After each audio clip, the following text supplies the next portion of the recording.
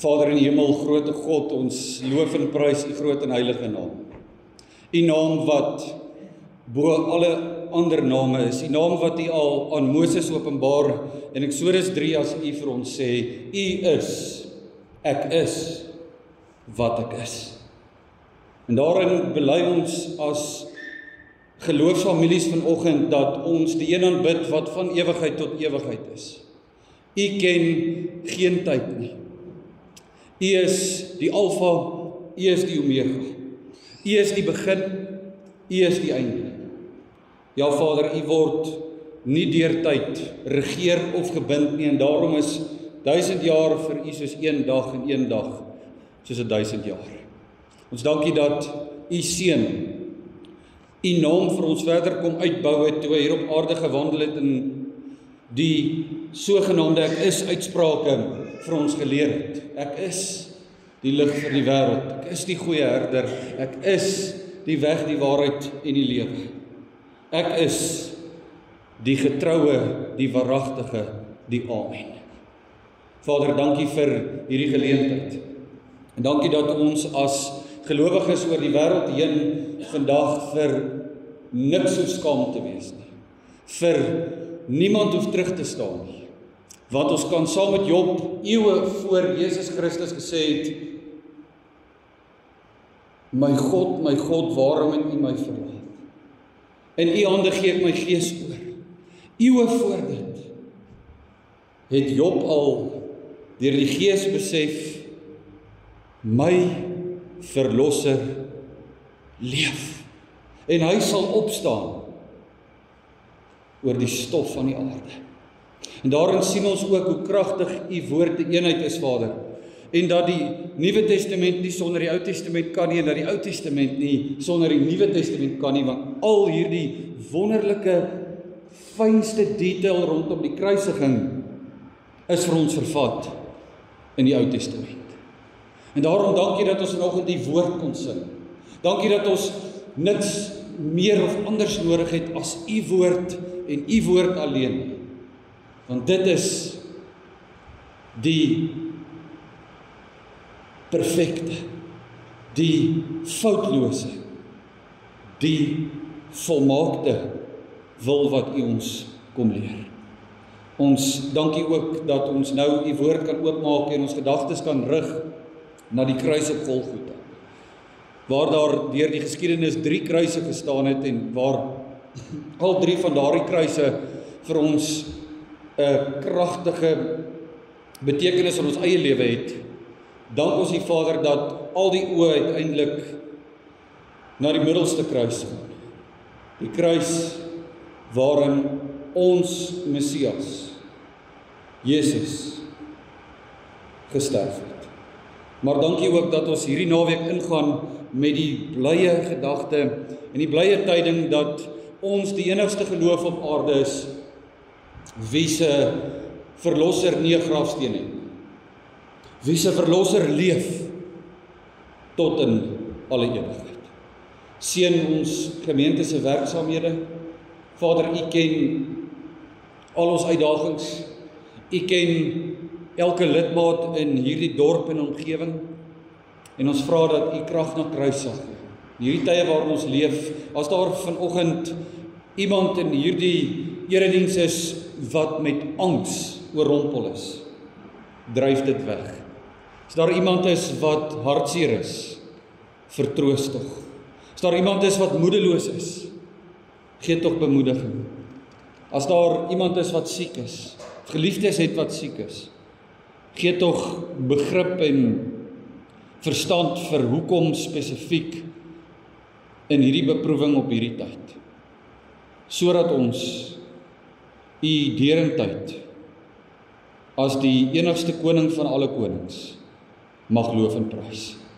Al hierdie dinge vra ons in smeeking en danksegging in die naam van die geliefde Seun, die Messias. Amen.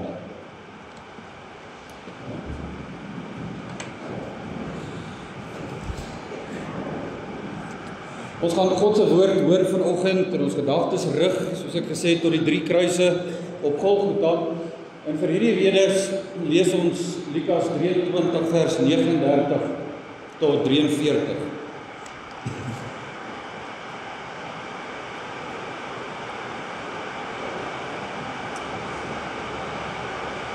En een van die kwaaddoeners wat opgehang is, het hom, dit is Jesus, gesmaad en gesê: As u die Christus is, verlos u self en ons.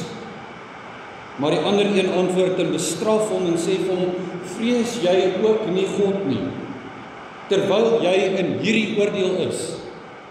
Ons tog regverdiglik, want ons ontvang ons verdiende loon vir ons dade, maar hy het niks verkeerd gedoen nie.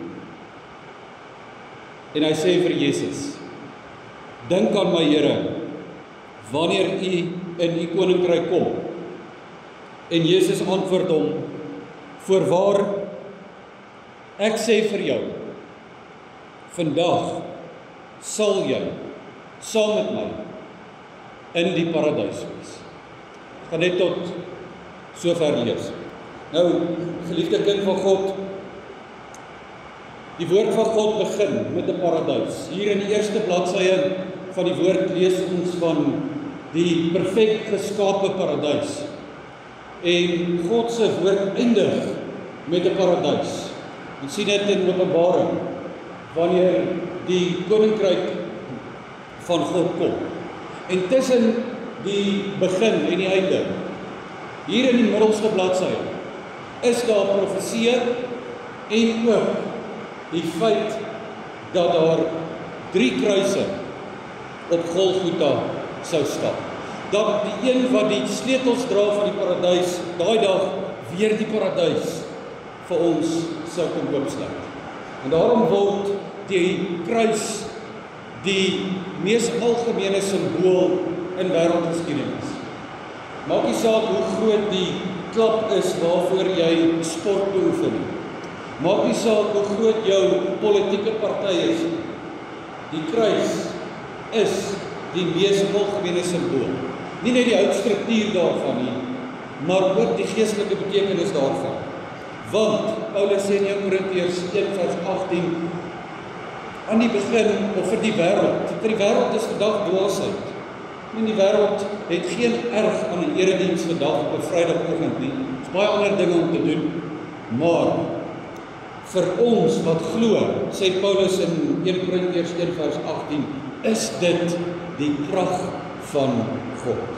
Dis die plek waar hemelse liefde en hemelse toorn of hemelse geregtigheid ontmoet. En dis daar waar die skuldlas van ons sondes aan daardie kruis vasgenaal word. En daardie oggend toe Jesus gekruisig is, let bietjie op rondom die kruisiging, kom die bespotting van alle kante af. Van onder af, van die Romeinse soldate, van die verbygangers, ons het gelees daarvan in die Ou Testamentiese profeseë, hy sal gesmaad word van die owerstes af, van die Fariseërs af. Dit kom van bo af, want hy sê, my God, waarom het u my verlaat? Die hemel druk hom weg, die aarde soek hom nie, en nou ook weerskante van hom. Weerskante van hom, die 2 misdadigers wat saam met hom gekruisig is, begin ook nou die spot te dryf met hom. Nou sien ons in ons teksvers die tweede kruiswoord, wat Jesus sê, ek sê vir jou, vandag sal jy saam met my in die paradys wees. As Christus daardie oggend aan die kruis hang, dan hang hy saam met 2 misdadigers, een aan elke kant. Nou daar's buite Bybelse geskiedenisbronne wat vir ons die akkuraatheid van hierdie gebeure nog verder beklemtoon. Die handelinge van Pilatus. Pilatus het sy kruis, die mense wat deur hom en onder sy bevel gekruisig is, sy name neergeskryf.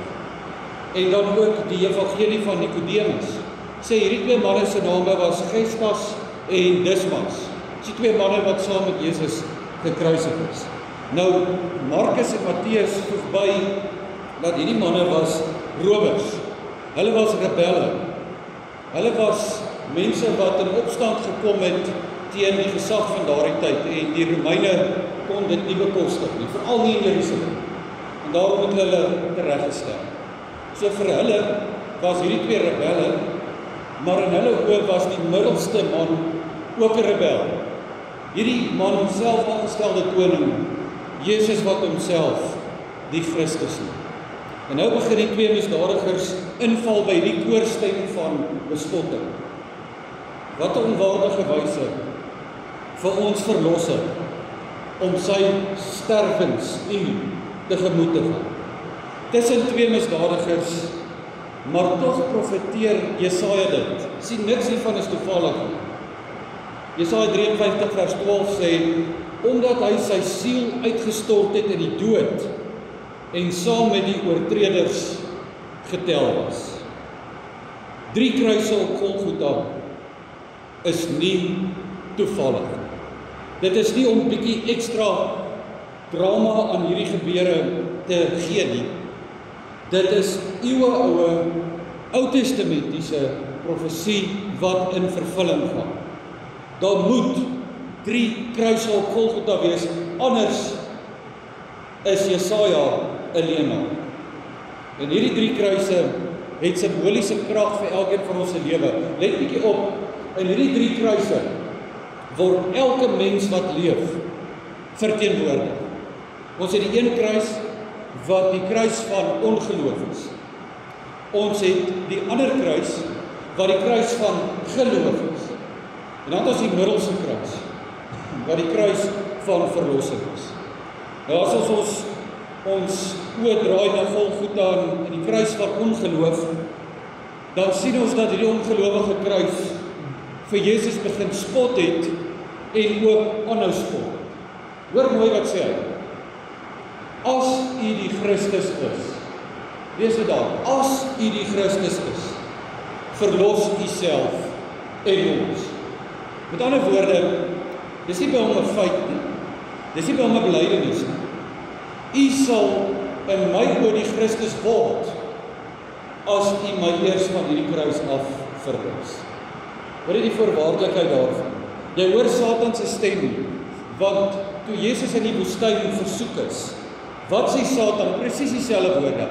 As u die seun van God is, verlos, of sê vir hierdie klippe, om brood te word. En nou is hierdie kruis van ongeloof en die man wat daar hang, hy is 'n bietjie dikmond. Hoekom? Want Jesus Christus en die dringendheid daarvan om Jesus gekruisig te kry deur die Fariseërs, die skrifgeleerdes en die owerstes en die Joodse raad, het teen daartoe bygedra dat hierdie man se teregstellingsdatum vervroeg is. Met ander woorde, hy is so 'n bietjie dikmond. En ons sien dit uit die Griekse taal wat hier gebruik word. Hier is 'n spesifieke stylfiguur. Hy sê vir Jesus, as u die Christus is, verlos u self en ons. En dan verwag hierdie misdadiger vanuit die Griekse taal eintlik 'n sarkastiese ja. Jesus moet nou sarkasties antwoord, ja, ek sal. Let ook mooi op dat die kruis van ongeloof se kenteken is. Wat is die kenmerk van die kruis van ongeloof? Die afwesigheid van nederigheid. Met ander woorde, hoogmoed. Hierdie man het nie 'n saak met berou nie.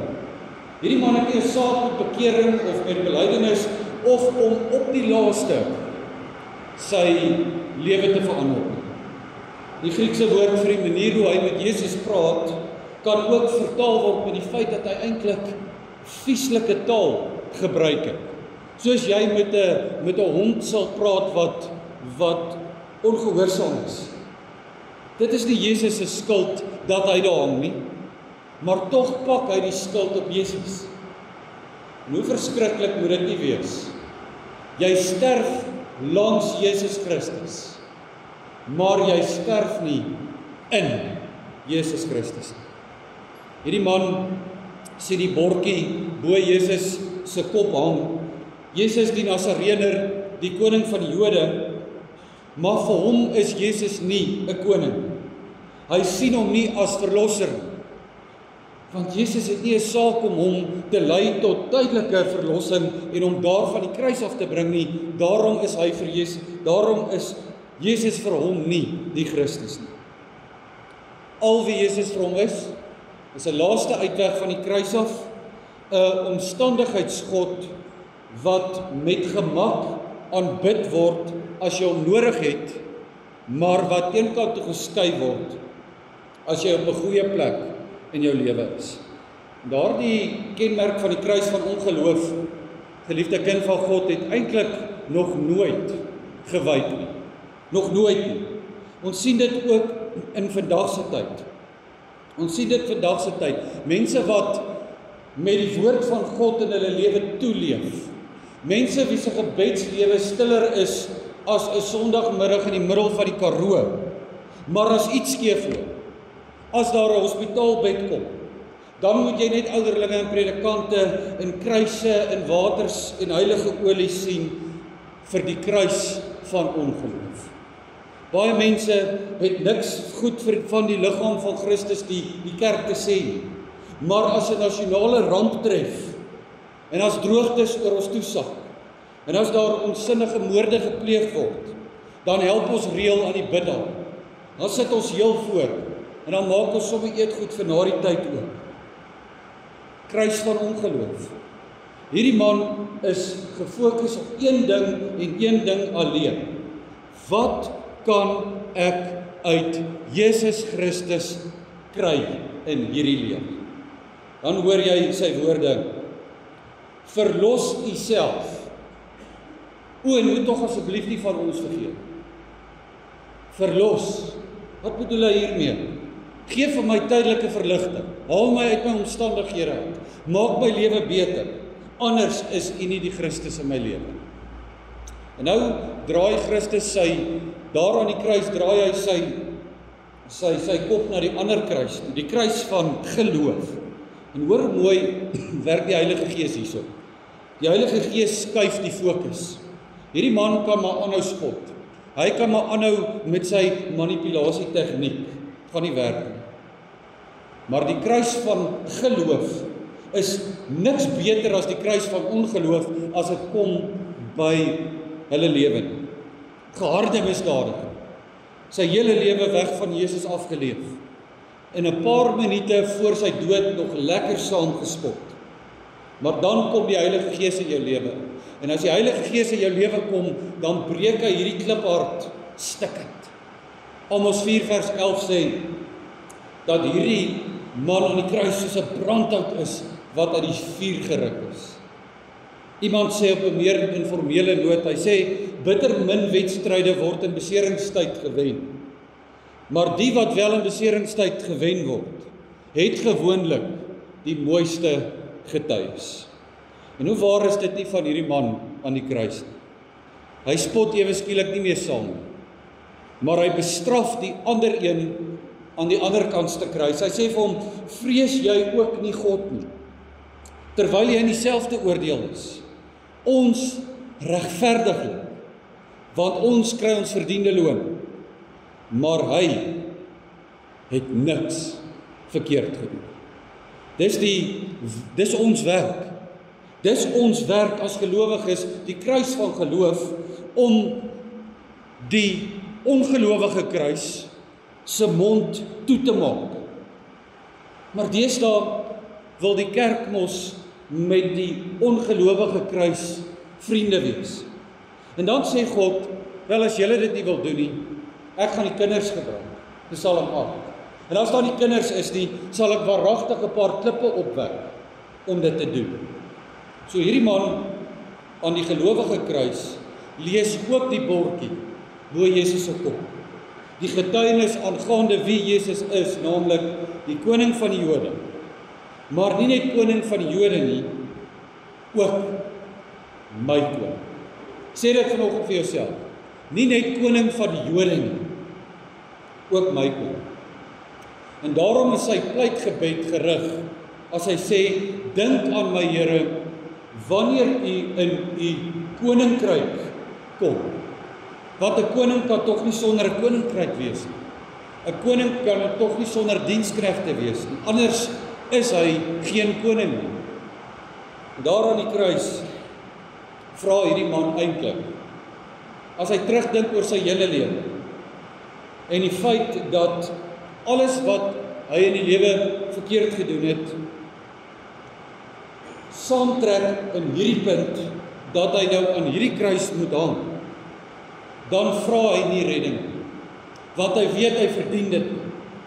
Hy vra maar net, dat die koning van die koninkryk aan hom sal dink.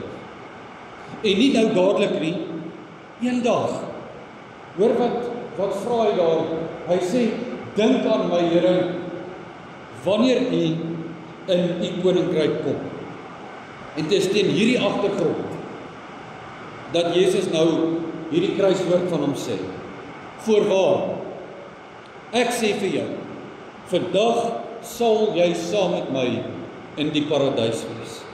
Die misdadiger vra in alle nederigheid, Jesus, onthou my net, jy hoef niks verder te doen, moet my nie aan die van die kruis verlos nie, moet niks verder doen nie, onthou my net.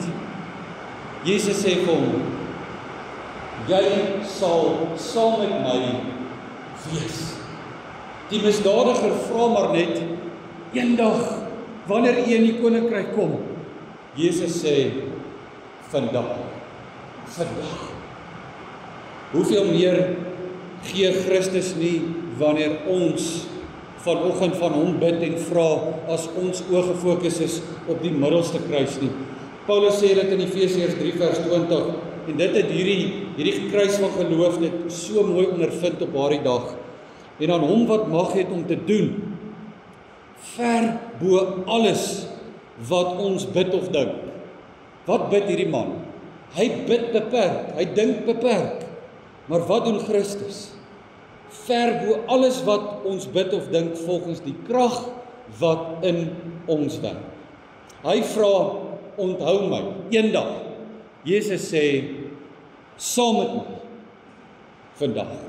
Dis die krag van gebed in jou lewe.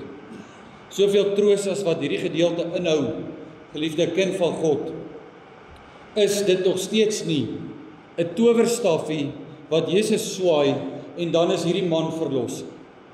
Werk nie so maklik. Hierdie man erken sy sonde. Hy bely sy sonde. Wat ons gedoen het, hang ons hiervoor tereg. Dis ons verdiende loon. Ons moet hierdie kruisdood sterf, want ons verdien dit. Dit is sy sondebelydenis en dit is sy berou.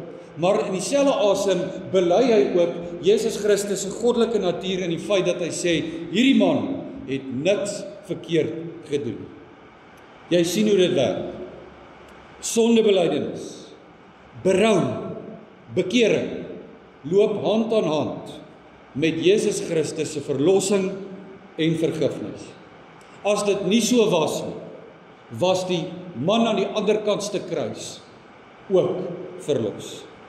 Dan was dit 'n universele kruis vir die moslem, vir die boeddhis, vir die voorvadergees aanbidder, vir almal wat buite die Christelike geloof staan. As dit nie so was nie, moes die ander man ook mos verlos gewees het. Dan het die kruis 'n liewe Jesus kruis geword wat almal hemel toe vat, ongeag van die feit dat die Heidelbergse Katekismes sê, slegs hulle wat met 'n ware geloof al Jesus Christus en sy weldade aan die kruis omarm. Maar nee, die Heilige Gees dring deur tot hierdie misdadiger se sondaar hart.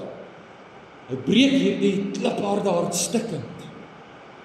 En dan fokus ons gedagtes van weerskante af middel toe. Die kruis van verlossing.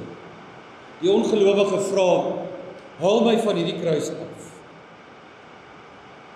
Die bekeerde sondaar vra, haal my nie van hierdie kruis af nie, dis my verdiende loon, maar verlos my van my sonde. Twee sterf langs Jesus, maar net een sterf in Jesus. En hierdie manne het geweet wat kom. Moenie dink dit was vir hulle iets nuut nie. Hulle het geweet voor daardie warm Golgotha son op daardie dag sal hulle bene gebreek word. Jesus sê nie, want dit is geprofeteer. maar hulle sin wel, sodat hulle self teen die kruis nie meer kon opdruk nie, sodat hulle vinniger kon sterf in die vog wat in hulle longe opbou. Maar skielik is hierdie vooruitsig vir een van hierdie manne draaglik. Dis 'n draaglike vooruitsig. Terwyl dit vir een 'n saak is van mond opblaas en laat hy eintlik maar met 'n dik bek sy laaste asem uitblaas. Die ander een minute voor sy einde lofprys. Hy lofprys. Hy sê ek is gevind. Ek is die 100ste skaap waarvoor die Messias die ander 99 sou los. Ek is die verlore seun in wie se oop arms hy ingehardloop kom. Ek is die eregas aan die bruidegom se tafel. Ek is paradysbewoner. Ek is paleisbewoner. Ek is kind van die koning van alle konings. En vir daardie rede, vir daardie doel, sterf Jesus saam met hierdie twee manne. Vir daardie rede en doel, sterf Jesus vir jou in jou plek. Paulus sê, vir ons het hy sonde geword. Hy is bereid om daardie lydingsbeker wat hy in Getsemane opgetel het, daardie bittere beker is hy bereid om leeg te drink tot die laaste druppel toe, ter wille van ons. Jesus hang tussen geloof en ongeloof. Hy gaan gehoor gee aan die ongelowige se kruis, se versoek en afkom, of gaan hy sy lydingsbeker leeg drink om sodoende al Vader se kinders tot verlossing te lei. Daar is 'n geweldige spanningslyn tussen hierdie twee kruise. Hemel en hel wag om te hoor wat Jesus gaan antwoord, want wat hy volgende gaan antwoord, bepaal die gang van die wêreldgeskiedenis. En daar uit sy droë keel, oor sy gebarste lippe, op 'n koppie net buite Jerusalem, weer klink hierdie woord. Voorwaar ek sê vir jou, vandag sal jy saam met my in die paradys wees. Voorwaar, in hierdie geval is die woord amen. Soos jy jou gebed afsluit. Jy bid tog dit wat jy bid, vra jy, mag dit seker wees, mag dit so wees. Amen. Dit sal waaragtig verseker so wees. Ek gaan sterf aan hierdie kruis en jy sal saam met my gaan waar ek heen gaan. Dit sê Paulus ook, om heen te gaan en by Christus te wees, is verreweg die beste. Kom saam met my, na my koninkryk. En in my koninkryk is daar 'n paradys. Nou paradys is 'n Persiese woord wat beteken groot tuin met 'n onmuurde grens. Dit is gebruik in daardie tyd en ook nog in baie koninklike paleise vandag, dat jy voor en agter en aan die kante van die paleis hierdie enorme groot tuin het en dat dit met 'n groot muur omheind is. En wanneer die koning gaste kry, hy dan saam met hierdie gaste in die tuin gaan loop en half so 'n bietjie spoggerig sy tuin vir hulle wys.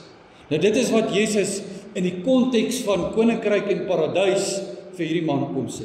Nog net 'n rukkie. Net nou wandel jy saam met my in my koninklike paleis se tuin. Nou trek Jesus die volkomme lyn van die Vader se genade deur die skrif. Alles begin by die paradys. Die paradys was die plek waar Adam en Eva sonder sonde die aandwyntjie saam met God gewandel het, totdat die sonde oor die mens gekom het. Dan kom die mens tot 'n val. Dan staan daar die paradyse hekke word toegesluit, daar word gerubs by die ingang van die paradys gesit om die paradys te bewaak. Maar met hierdie woorde aan die kruis kom sluit Jesus as dit ware weer die paradys vir ons oop. Voorwaar ek sê vir jou, vandag sal jy saam met my in die paradys wees. Wat 'n wonderlike troos vir jou in jou lewe. Tog moet ons vir mekaar sê, kind van God, hierdie voorbeeld, hierdie gebeurtenis is nie die reël nie. Dit is die uitsondering op die reël. En tog word hierdie gebeurtenis so baie keer buite konteks gebruik om 'n vals tipe hoop te gee. As iemand onbekeerd, onberoud en onbeleid, amper soos hierdie kruis van ongeloof, spottend teenoor Jesus Christus sterf, gaan hy of sy hel toe, punt. Maar as jy met 'n sondebesef leef, as jy berou het, en as jy bely, gaan jy paradys toe. Al word jy ook, soos hierdie sondaar, soos 'n brandhout uit die vuur geruk. Jy word dalk nog jou hele lewe lank geleer, dis verskriklik moeilik om in die hemel te kom. Nee, dit is nie. Al wat ons moet doen, Romeine 10 vers 9, as jy met jou mond bely en met jou hart glo, sal jy gered word. En dit is wat hierdie man aan die gelowige kruis kom doen het. Hy het nie meer tyd om vir die Romeinse soldate sê, trek gou die spykers uit, ek moet gou 'n paar goeie werkies gaan doen nie. Nee, hy is daar vasgenaal, hy kan niks meer doen, behalwe as om hom te beroep op die koning van alle konings. Hy gebruik sy mond en sy hart, terwyl sy hande aan 'n kruishout vasgespijker is. En nog 'n geweldige troos wat hierdie gedeelte vir elkeen van ons gee, is geen lys van sonde is te lank vir Jesus om uit te wis nie. Die vuilste sondaar wat berou, bely en bekeer, is in 'n beter posisie as die fariseer wat dink hy of sy het die sonde nie en almal anders se sonde stink so klein bietjie meer as my eie. Moet vir geen oomblik dink, jy is te sleg om deur God begenadig te kan word nie. Want dan dink jy te veel van jouself en te min van die kruis van Jesus Christus en die werk van die Heilige Gees. Nog 'n belangrike les wat ons moet leer vandag, is dat om in die verlossende krag van Jesus te sterf, hang nie af van godsdienstige seremonies en goeie werke nie. Die reformatie klank dit na, sola gratia, deur genade alleen. Efesiërs 2, is julle gered. Dit is nie uit julleself nie. Dit is nie uit julleself nie. Hierdie man was 'n geharde krimineel. Hy het die wet van God oortree, hy het die wet van die land oortree. Hy kon nie vir Christus sê, hier is my goeie dadelys, vat my asseblief saam na die koninkryk nie.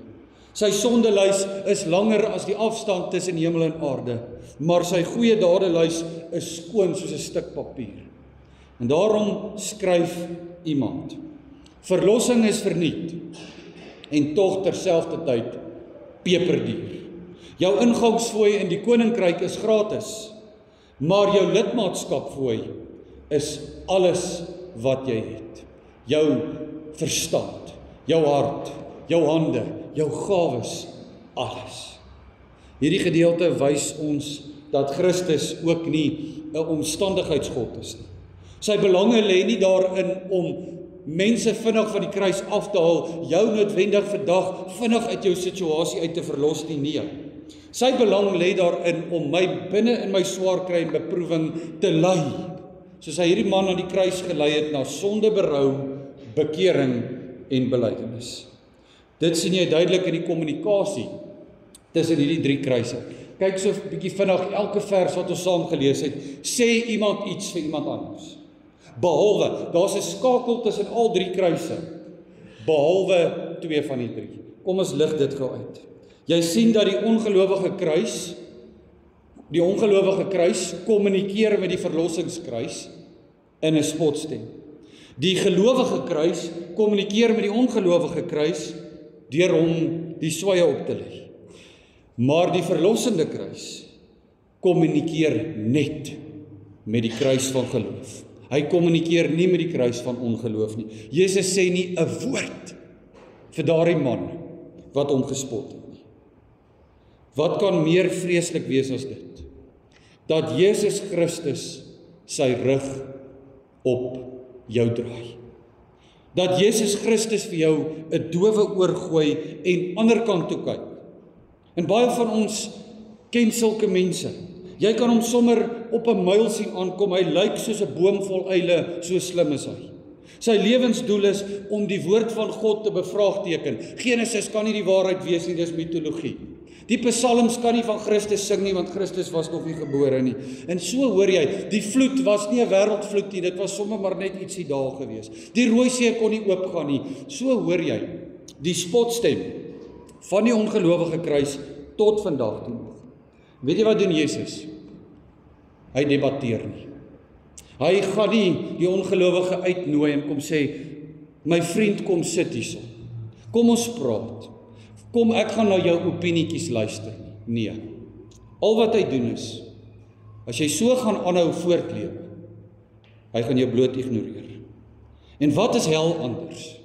Wat is hel anders as God se teenwoordigheid in sy toorn, maar sy afwesigheid in sy liefde? En dit is waarin daardie man sterf. Maar dank God dat sy woord met 'n paradys begin en met 'n paradys eindig. En tussen die blaaie van hierdie woord staan daar in die wêreldgeskiedenis 3 kruise op Golgotha, waar die man aan die middelste kruis die sleutel vashou vir die paradys om weer oopgesluit te word. Daarom sê Jesus dit nie net vir die misdadiger aan die kruis nie, maar ook vir jou vandag.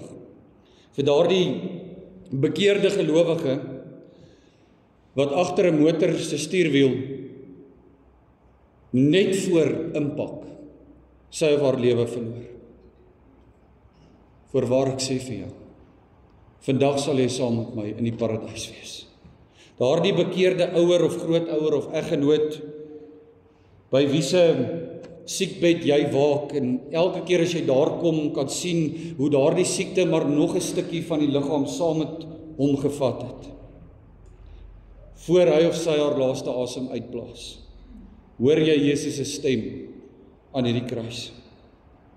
Vir daardie bekeerde geliefde wat skielik binne in jou arm sterf van wie hartaanval of 'n beroerte. Vir daardie stikkende pappa en mamma wat nou net moes hoor, julle babietjie se hart klop nie meer nie. Vir daardie platgeslaane ouer wat by 'n kindergraffie moet staan. Maar ook vir jouself. En daarom kan elkeen van ons met vrymoedigheid na ons sterfbed gaan. Soos hierdie man aan die kruis. Maak nie saak wat vir my voorlê nie. Jesus se bebloede, geswete, opgeswelde gesig draai na jou kant toe met die woorde. Voorwaar, ek sê vir jou, vandag sal jy saam met my in die paradys wees. Johannes, die enigste disipel van Jesus, wat nie weggehardloop het nie, staan daar in die voet van die kruis. En 'n paar jaar later, as hy die openbaring van Jesus Christus kry, dan bevestig hy juist dit. Openbaring 2 vers 7, wie oor het, laat hom hoor wat die Gees aan die gemeente sê. Aan hom wat oorwin, sal ek gee om te eet van die boom van die lewe, en dit is God se belofte aan jou, wat binne-in die paradys van God is. En vandag, verstaan jy wat dit van Jesus gekos het, om jou te vat, van kruis, na paradys. Amen.